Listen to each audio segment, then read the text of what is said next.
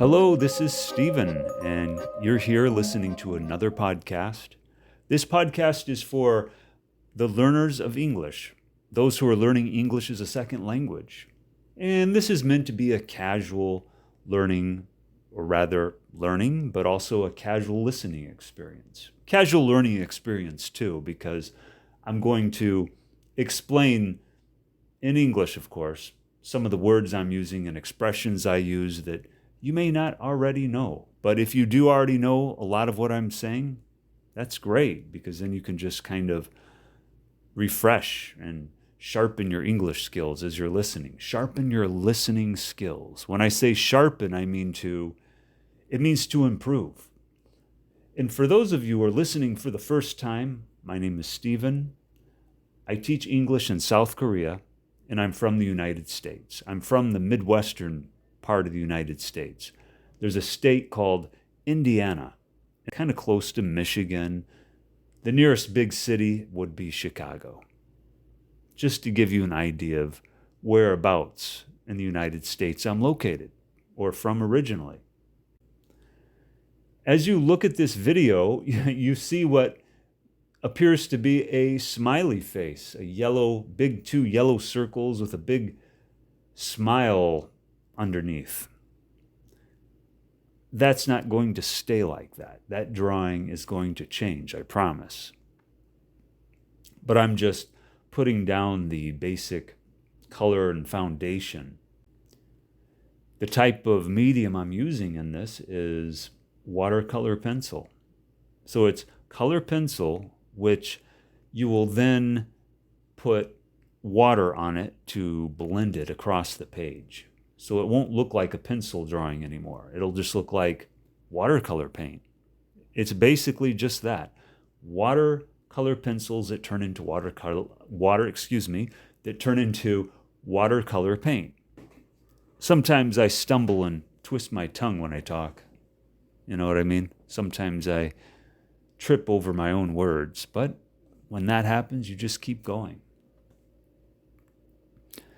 And the theme of this video, or rather the drawing that you look at now, that you see now, that is going to be a jack-o'-lantern, which is a famous icon, a famous image of Halloween, because Halloween is literally right around the corner. Halloween is about a month away, so I thought, why not? Why not make some Halloween theme content or drawings? I always loved Halloween. It's always been one of my favorite festivals, favorite seasons, favorite holidays. It's actually a festival. Halloween is more of a festival than it is a holiday. There I am putting water on the drawing. You can see the change in the texture. You can see change in the colors and the quality. But don't worry, that's not going to stay like that. That's just the beginning. I loved Halloween. I always loved Halloween because I like the atmosphere during that time of the year. I like the fall weather, the autumn, the leaves changing colors on the trees. And it's got this nice, drier, cooler temperature. It's not so hot, but it's not so cold yet either. It's not too cold. It's just right for me. And so today, as you're watching me sketch in this video clip, you're going to hear me share my thoughts on other things. And today's special word is mastery. M-A-S-T-E-R-Y. And what is that? What is mastery? And what does it really mean? Okay, here I am in the video clip. I'm using this unforgiving pen, drawing pen. It's made of kind of ink. It's kind of hard, sharp. Whatever mistakes you make with it, stay. You can't erase it, which is fine. I accept that. I accept that as the challenge of this drawing. And there I am, as you can see, drawing the basic shape of a pumpkin. the basic features of the two triangle-shaped eyes and the nose, and eventually what you will see is the mouth. This is a great follow-along video for those of you who want to draw a pumpkin, a jack-o'-lantern. When can we say we have mastered something? When can we say we are a master at something? Can I call myself a master at drawing? Now, me, I would never call myself a master at drawing. But what does this mean? Being a master at something means to be very good at something, be very skillful at something. It means to practice something a lot. I mean, more than most people. Like when you practice any skill more than most people you know, or most people in the world, you can say, yes, you are a master of that skill. And yes, there are other people who are also mastering that skill. So you can say you are a master of drawing or a master of speaking English or whatever language you speak. But there are other masters of that skill also. But I would like to go a little deeper into this word because I've been asking myself this. What does it really mean to be a master at something? Because no matter how much I practice drawing, I could always improve. So, how long do I need to practice drawing in order to be a master at it? And here's another question. I speak English as my first language. I've been speaking English all of my life, mostly. Can I truly say that I'm a master at speaking English? In my opinion, no. But back to what I was saying. Let me get back on track here. So, would I call myself a master of speaking English as the first language, as my first language? Some might say yes, but in my opinion, I'm going to say no, because in my opinion, there are so many words and ways of expressing things in English that I still haven't fully expressed or learned. I'm sure there are so many vocabulary words out there in English, like in any language, that I may never know, that I may never use. And I could figure out the meanings of new words if I look at them. I could deduce their meaning. I could figure out their meaning. Deduce means figure out. It means to think about, analyze, guess, or as some might say, make an educated guess. What is an educated guess? An educated guess means educated, edu, right? You have previous information and things that you have learned, and you're making what is probably a pretty close guess to the real answer. And you might be right. You can see there in the video clip how I'm blending the colors together. There are words in the English language that I'll probably never use, and there's tons of vocabulary words out there that I may never know. And I think that could be the same for any language, right? I'm learning Korean right now, and I don't think I could ever call myself a master of the Korean language, but definitely I can keep improving at it. So back to that question. When is it time when a person can say they are a master at any skill? When does it end? Does it ever end, or does it just keep going? I'll give you a short story on the origins of the jack-o'-lantern, for those of you who may not know. So how or when can I call myself a master at something? And when can I say I have mastered something? The truth is, you decide. Eventually, it comes down to your opinion or the opinions of others. If you want to allow other people to decide for you when you're the master of something, you can. Because, everyone has their different standards of what mastering something is. Everyone has their different opinion about what true mastery is. So what else? So here I go. The story of the jack-o'-lantern.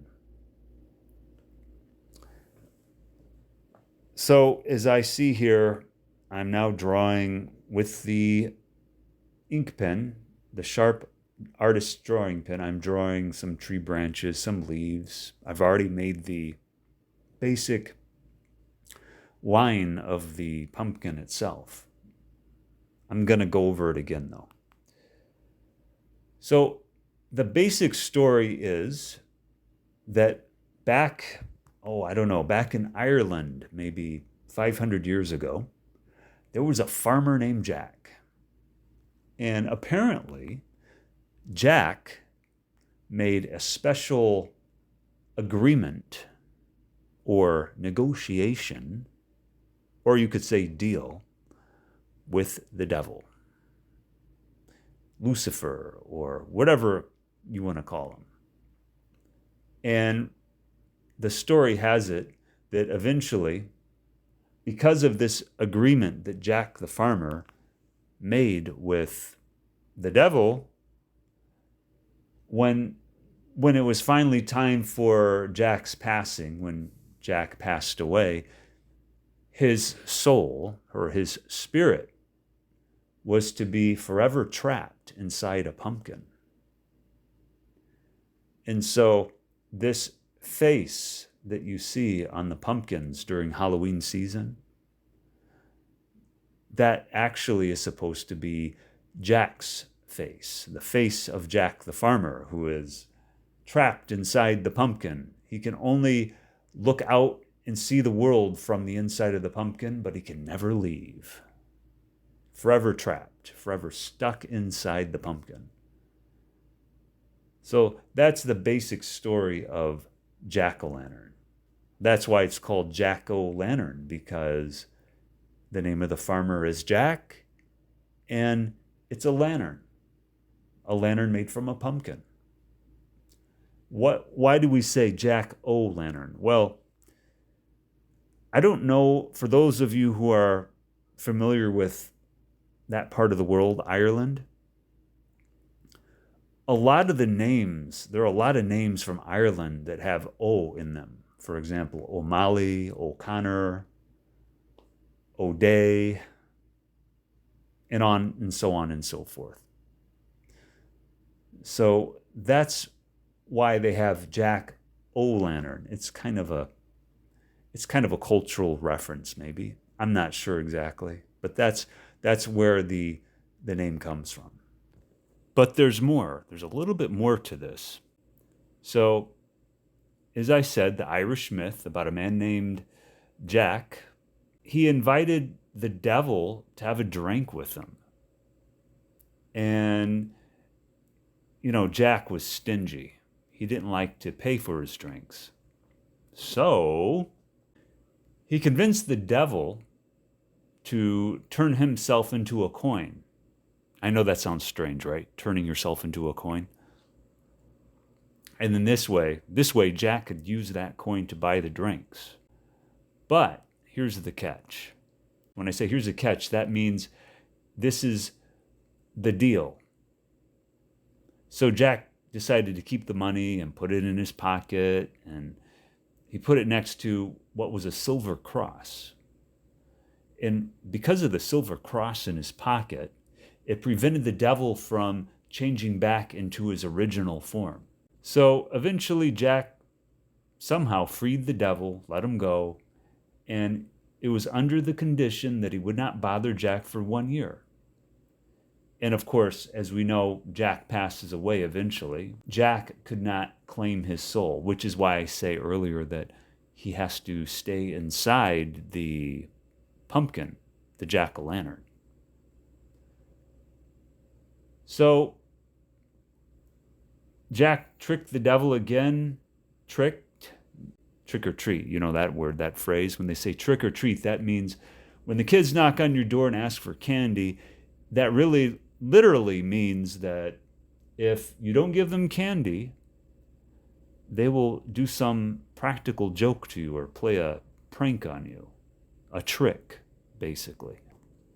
After time passed, the devil eventually came back to Jack, but the devil was upset. He was angry at Jack because of the trick that Jack played on him. Because of that, Jack was not allowed to go anywhere else when he passed away. His soul was only allowed to go into the pumpkin. So that's why we call it jack-o'-lantern. So there's more detail right there about the history of the jack-o'-lantern pumpkin that I should tell you about, just so you're not leaving feeling like, oh, but there's more. There probably is more, but this is what I could tell you. So there. Now I've given you a piece of Halloween historical trivia about the origins of jack-o'-lantern. Once again, I'm going over the pumpkin and the image with the sketch. I'm drawing it again. Not drawing it again, but I'm going over it to fill in the colors, to smooth it out, to do more shading. We call this layering in some case. You can say I'm layering over it again. And then once again, I'm going to go over it. I'm going to paint over it with water again to smooth it out. The finished, detailed look of this pumpkin. Correction. The finished, detailed look of this jack-o'-lantern. So I hope you've enjoyed a little bit of Halloween trivia, and I hope that you enjoyed watching me sketch out this wonderful pumpkin. So have a good day and have a good night wherever you are. Talk to you soon.